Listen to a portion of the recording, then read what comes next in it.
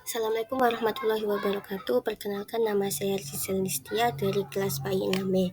Di sini saya akan menjelaskan tentang kurikulum Merdeka. Yang pertama ada pengertian. Pengertian kurikulum Merdeka adalah kurikulum dengan pembelajaran intrakurikuler yang beragam.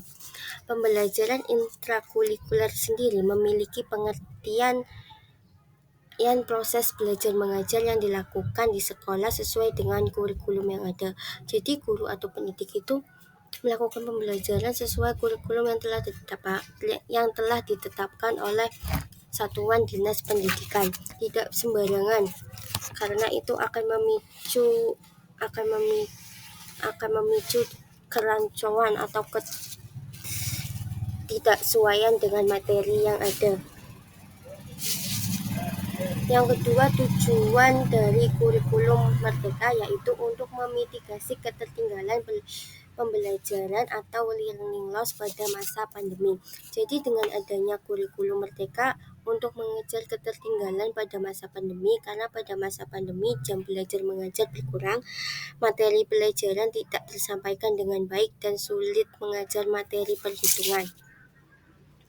Selanjutnya yaitu ada karakteristik. Ada beberapa karakteristik utama dari kurikulum ini yang mendukung pemulihan pembelajaran, antara lain yang pertama, fokus pada materi esensial sehingga pembelajaran lebih mendalam. Yang kedua, waktu lebih banyak untuk pengembangan kompetensi dan karakter melalui belajar kelompok seputar konteks nyata atau proyek penguatan profil pelajar Pancasila. Karakteristik yang ketiga yaitu capaian pembelajaran per fase dan jam pelajaran yang fleksibel mendorong pembelajaran yang menyenangkan dan relevan dengan kebutuhan pelajar dan kondisi satuan pendidikan. Yang keempat, memberikan fleksibilitas bagi pendidik dan dukungan perangkat ajar serta materi pelatihan untuk mengembangkan kurikulum satuan pendidikan dan melaksanakan pembelajaran berkualitas.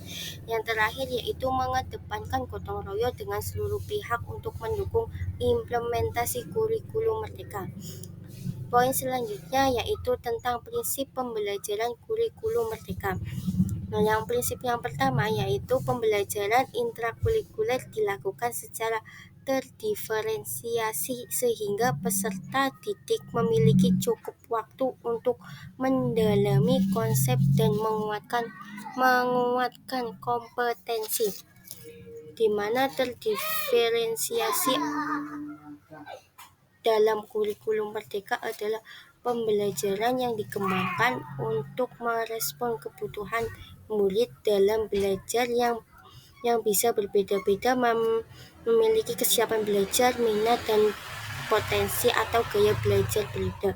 Jadi setiap murid itu memiliki kesiapan yang belajar yang berbeda-beda. Tidak semua murid yang datang sekolah itu sudah siap menerima materi, melainkan ada yang perlu disiapkan.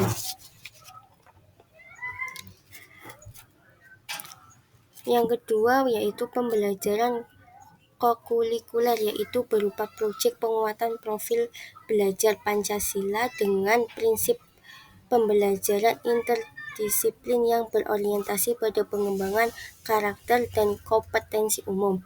Ketiga, pembelajaran ekstrakurikuler, yaitu pembelajaran yang dilaksanakan sesuai dengan minat dan sumber daya satuan pendidikan. Selanjutnya yaitu kebijakan umum kurikulum Merdeka, ada 4 poin. Yang pertama, fokus materi esensial. Kedua, pengembangan soft skill.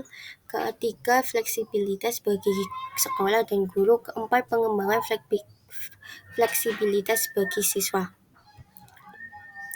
Selanjutnya, profil belajar Pancasila, di mana belajar Indonesia merupakan belajar sepanjang hayat yang kompeten, berkarakter, dan berperilaku sesuai dengan nilai-nilai Pancasila.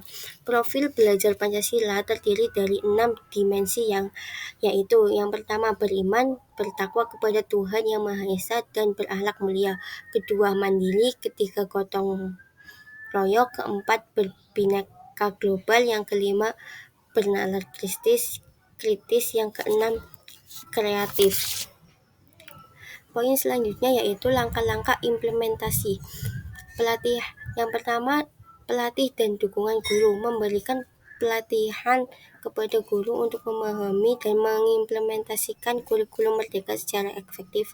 Kedua, penyusunan kurikulum sekolah. Memfasilitasi sekolah dalam menyusun dan menyesuaikan kurikulum berdasarkan karakteristik dan kebutuhan siswa di lingkungan mereka.